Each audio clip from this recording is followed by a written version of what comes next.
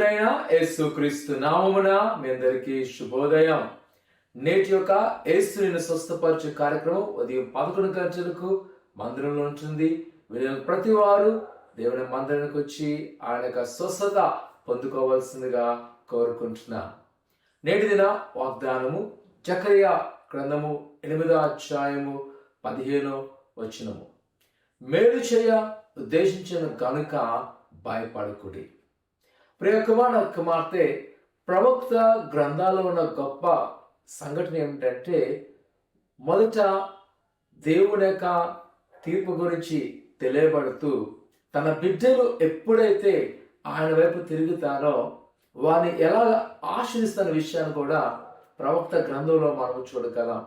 ఆనాటి ప్రజలకు దేవుడు ఇస్తున్న భరోసా, ఇదిగో మీరు భయపడవలసిన లేదు, ఎందుకంటే నేను మీ పట్ల మేలు చేయాలని ఉద్దేశించినాను.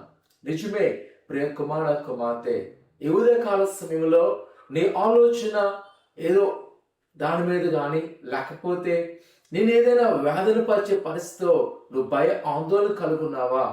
ఒక్కసారి దేవుని యొక్క వాగ్దానం నమ్మకించు. వాక్యం తెలియజేస్తుంది, భయపడకుడి, ఎందుకంటే ఆయన మేలు చేయ ఉద్దేశించినాడు. నేటి దేవుని వాక్యం ద్వారా నేను ప్రోత్సహిస్తున్నాను. నా ప్రియ కుమార్తె, ఆయన నీ పట్ల గురిని కలుగున్నాడు. ఆయన నిన్ను నన్ను ఎలాగైనా ఆశ్రయించాలని కోరుకున్నాడు. భయపడక, ఆందోళన చెందక, ధైర్యం తెచ్చుకో, నిబ్రమ కలిగి ఆయన సన్నిధిలో నమ్మకముగా ప్రార్థించే, నమ్మకముగా ప్రభువునందు కనపరుస్తుండు. ఆయన సకాలంలో నీ పట్ల నా పట్ల గొప్ప కార్యం చేయను గాక. ఆమేన్. ప్రార్థన చేసుకుందాం. మహాపరిశుద్ధుడైన దేవా, నీకు వందనాలు. ఈ ఉదయకాల సమయంలో నువ్వు ఇచ్చిన వాగ్దానాన్ని బట్టి వందనాలు.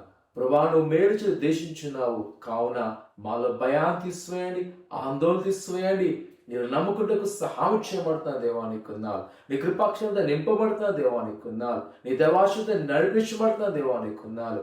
ఇదిగో ప్రభా, ఈ దినాన్ని ఎవరైతే ఇసుక ప్రార్థనలో కూడుకున్నారో బిడ్డలు కూడా మీరు దీవించి ఆశ్రయించండి. నీ గొప్ప కార్యములు చేస్తుందైనా నేను దినమంతా కూడా నీ కంచి కాపలా ఉంచమని యేసునామమున తండ్రి, ఆమేన్.